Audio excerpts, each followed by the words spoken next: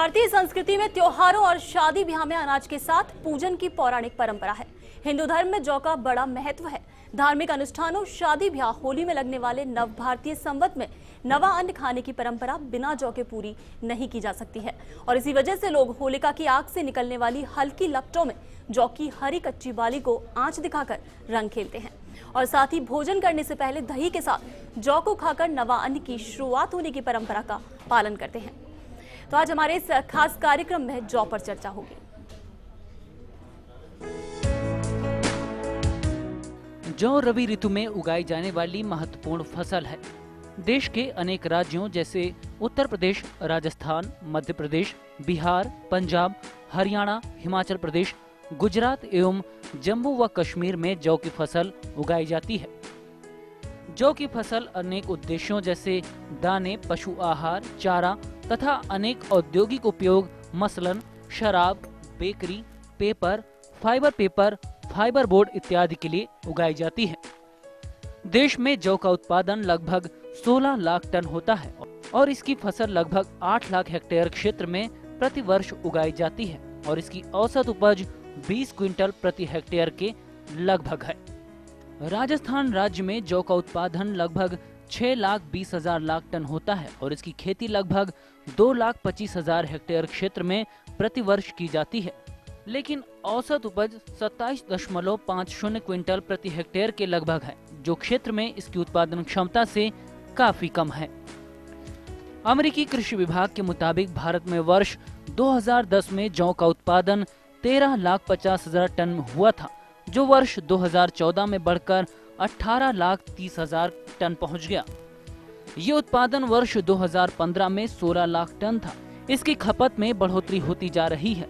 वर्ष 2013 में जहां जौ की खपत 12 लाख टन थी, वहीं 2014 में 13 लाख टन और 2015 में 14 लाख टन पहुंच गई। हालांकि देश में माल्ट इंडस्ट्री की डिमांड बढ़ने से इसका निर्यात जो 2013 में 4,41,000 टन था, वो 2014 में 5,50,000 टन पहुंच गया और 2015 में ये घटकर 2 लाख टन आ गया। अंतर्राष्ट्रीय बाजार में भाव ऊंचे होने से जौ का जो आयात वर्ष 2014 में 25,000 टन था, वो पिछले साल गिरकर 5,000 टन रह गया। Bureau report, first India news.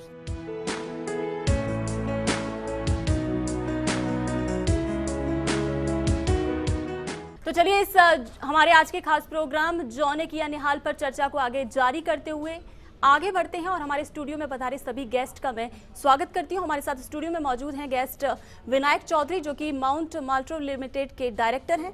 साथ ही दूसरे गेस्ट हमारे साथ जो मौजूद हैं गजानंद दविनंद बंसल के डायरेक्टर घासीराम अग्रवाल जी हैं।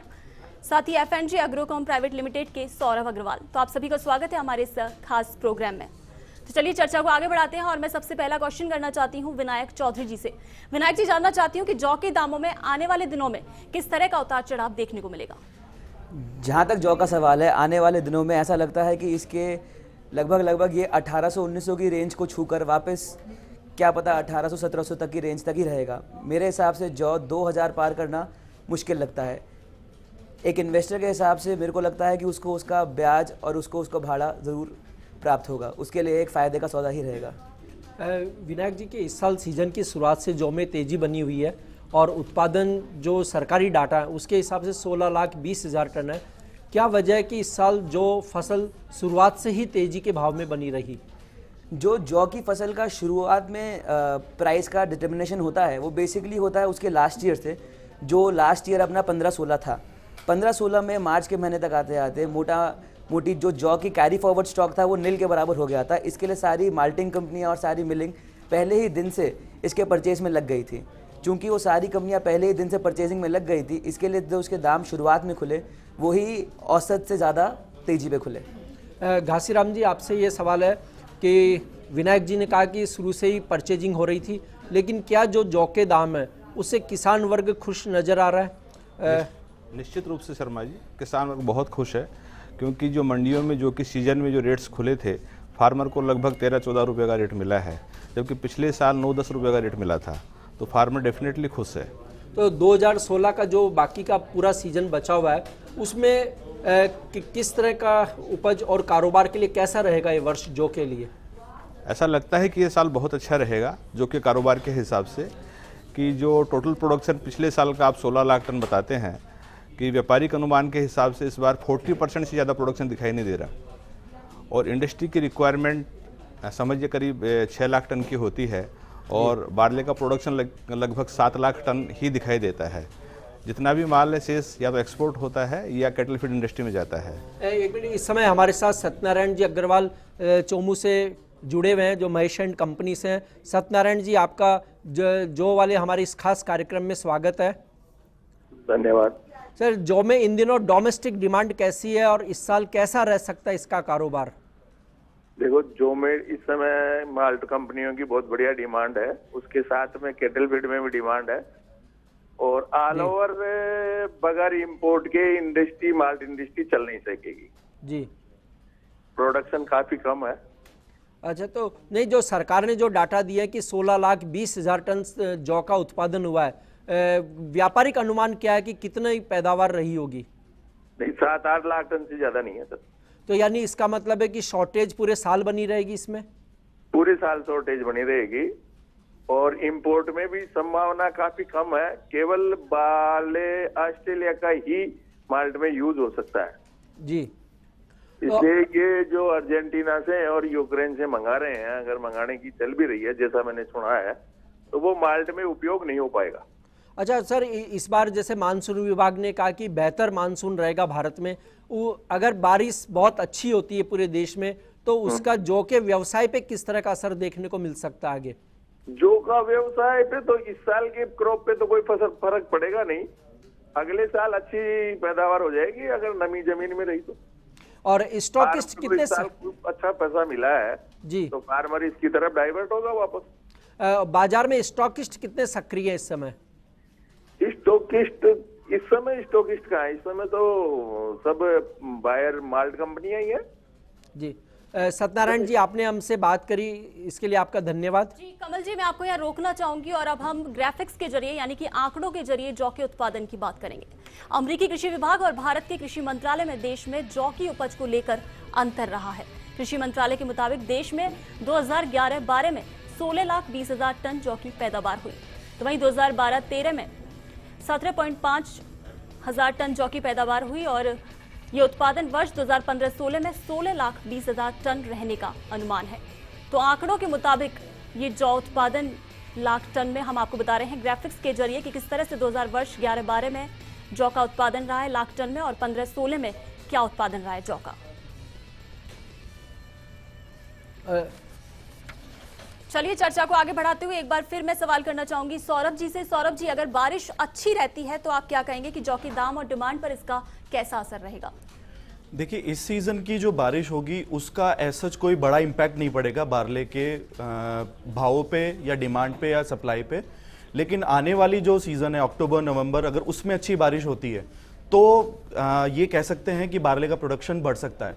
बाकी इस साल जिस तरह की बारले का प्रोडक्शन है और उसके भाव हैं उस हिसाब से कहा जा सकता है कि किसानों का रुझान बढ़ेगा बारले के प्रोडक्शन के तरफ और अगली साल एक अच्छी पैदावार अपन देख सकते हैं बारले की। तो सौरभ जी, बारले के जो ट्रेडर हैं उनको किस तरह की कारोबारी रणनीति अपनानी चाहिए, क्योंकि सीजन की शुरुआत से हम देख रहे हैं तो भाव बहुत मजबूत बने हुए हैं? मेरे पॉइंट ऑफ व्यू से मैं बोलूँ तो उसमें ये कहा जा सकता है कि शुरुआती सीजन से उनको एक अच्छा भाव अभी तक मिल चुका है जो कि अभी बिल्कुल भी लागत बिगर भाव है। उस सिचुएशन में यह है कि अगर किसी ने 100 टन ले रखा है तो उसमें से 25 से 50 टन या 50% माल के भाव उसको जो प्रॉफिट है वो गेन कर लेना चाहिए और फ्यूचर के लिए फिर वेट करना चाहिए कि आने वाले जो इंपोर्ट की पैरिटी जो भी मॉल्ट फैक्ट्रीज वगैरह देख रही हैं उस हिसाब से आगे क्या मार्केट रहेगा, उस हिसाब से अपने बैलेंस माल का वो आगे प्लानिंग बना सकते हैं। घासीराम जी, आपसे सवाल है कि ज़्यादातर जौ में हमेशा तेजी का एक दौर दशहरा के बाद शुरू होता था कि नई फसल पे बोएं किसान और वे देखें कि ऊंचे भाव हैं, लेकिन इस बार शुरू से है। सौरभ जी ने अपनी बात एक रखी कि किस तरह से एक ट्रेडर को रणनीति अपनानी चाहिए। आप क्या कहेंगे इस पर कि क्या रणनीति हो ट्रेडर की और किसान के लिए दोनों की? शुरू में जो प्राइसेस बढ़ी हैं तो एक व्यापारिक अनुमान के हिसाब से इस बार क्रॉप 50-60% ही आकलन करते थे और जो एक्चुअल जो फिर क्रॉप सामने आई तो लगभग 40-45% ही क्रॉप का अनुमान है कितना ही माल पैदावार हुआ है। और आने वाला भविष्य भी अच्छा दिखाई देता है जो के हिसाब से। और व्यापारी है जैसे जिसके पास स्टॉक है उसको कुछ प्रॉफिट बुकिंग करना चाहिए, कुछ माल कैरी फॉरवर्ड करना चाहिए, तो वो उसको लिए अच्छा लाभदायक रहेगा। विनायक जी, आप माल्ट कंपनी में हैं, तो ये बताइए जो अभी जो है क्या वो माल्ट कंपनियों की डिमांड को पूरा करने के लिए पर्याप्त है या हमें इस साल इंपोर्ट करने की ज़रूरत पड़ जाएगी? अभी का जो करंट पैदावार में जो है वो माल्ट कंपनी के लिए पूरा संपूर्ण नहीं रहेगा। इसके लिए इंपोर्ट का एक ऑप्शन तो इंडिया को लेना ही पड़ेगा। अब जैसा कि सत्यनारायण जी ने फ़ोन में बताया था, ये ज़रूर हो सकता है कि वो अर्जेंटीना से लें या यूक्रेन से लें या ऑस्ट्रेलिया से लें, वो एक अलग सवाल है, पर इंपोर्ट की गुंजाइश तो पक्की की पक्की रहेगी। तो कितना इंपोर्ट होने का आप अनुमान मानते हैं कि इंपोर्ट हो सकता है? जबकि हम अगर माने कि तो 2015 में ये केवल इंपोर्ट 5000 टन था भारत में सिर्फ। देखिए, मेरे हिसाब से ये कम से कम भी नहीं करके 2 लाख टन के आसपास का इंपोर्ट का गुंजाइश तो बनता है, वरना आगे जाके माल्ट कंपनियों को माल्ट बनाने में थोड़ी समस्या आ सकती है। और बियर कंपनियों की कैसी डिमांड है या बियर की कंजम्पशन कितनी बढ़ी है, उस हिसाब से माल्ट के पास कोई काम? बियर कंपनियों में ऐसा भारत में देखा गया है कि पिछले 5 सालों से हर साल ही 7 से 8% की बढ़ोतरी रही गई है मार्केट में। वही बढ़ोतरी इस साल भी उम्मीद की जा सकती है। इसके कारण हमें लगता है कि माल्ट में भी जो पिछले साल का हमें टोटल रिक्वायरमेंट था उससे लगभग 10% से ज़्यादा का इस बार का माल्ट का डिमांड रहेगा। इस डिमांड को पूरा करने के लिए भारत अपने आप में सक्षम नहीं है, उसको थोड़ा इंपोर्ट का सहायता लेनी ही पड़ेगी। सौरभ जी, विनायक जी ने कहा कि 2 लाख टन लगभग हमें इंपोर्ट करना पड़े, तो इसका मतलब है कि प्राइस फिर कहीं ना कहीं मजबूती बने रहने के आसार हैं? ये देखिए डिपेंड करेगा कि जैसे इंडिया में जितनी मॉल्ट इंडस्ट्री है उनको अंदाजन 8 से 10 लाख टन बारले की जरूरत पड़ती है। एक मिनट सौरभ जी, मैं रोकना चाहूँगा। हमारे साथ सुनील जांगिड़ जी राजकोट से कनेक्ट हैं। सुनील जी, आपका स्वागत है जौ के हमारे इस खास कार्यक्रम में। जी सर, नमस्कार। ये सुनील जी, जौ में आने वाले दिनों में आप क्या लेवल देखते हैं? सर, जैसा कि मैंने स्टार्टिंग से कहा है कि भाई ये कमोडिटी इस बार बहुत ही मजबूत रहेगी और इन्वेस्टमेंट के हिसाब से भी और इंटरेस्ट के हिसाब से भी दोनों तरफ से ही ये कमोडिटी अपना अच्छा रूप बनाए हुए है। इसी के मद्देनजर अभी पिछले कुछ दिनों में देखा इसमें एक हल्की सी गिरावट भी दर्ज की गई है जी। जुलाई महीना अभी अपने लगभग कंसोलिडेशन फेज को पूरा कर रहा है। अच्छा। जैसे ही ये फेज पूरा होगा उसके बाद इसमें वापस से 1600 से ऊपर के लेवल देखने को मिल सकते हैं। 1608 और 1635 तक के लेवल वापस देखने को मिलेंगे।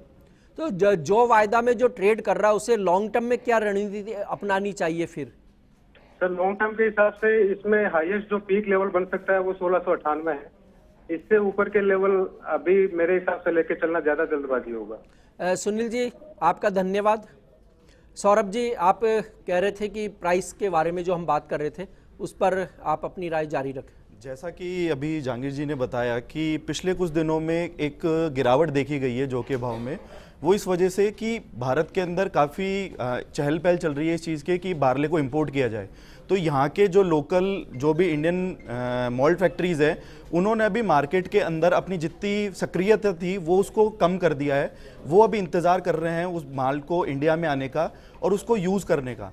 अगर वो माल उनकी डिमांड और उनकी क्वालिटी के पैरामीटर में बैठता है तो मैं देख सकता हूं कि फ्यूचर के अंदर बारले के प्राइसेस गिर सकते हैं, लेकिन वो गिरावट कुछ एक सर्टेन परसेंटेज तक ही होगी, ज़्यादा गिरावट नहीं, क्योंकि उनको सालाना एक अपनी डिमांड और अपनी कैपेसिटी पूरी करनी पड़ेगी। जैसा कि अपन इंडिया के अंदर अपना इस बार प्रोडक्शन 6 से 7 लाख टन मान रहे हैं, तो 8 से 10 लाख टन माल्ट इंडस्ट्री को चाहिए, तो 2 से 3 लाख टन इंपोर्ट इनको करना ही पड़ेगा।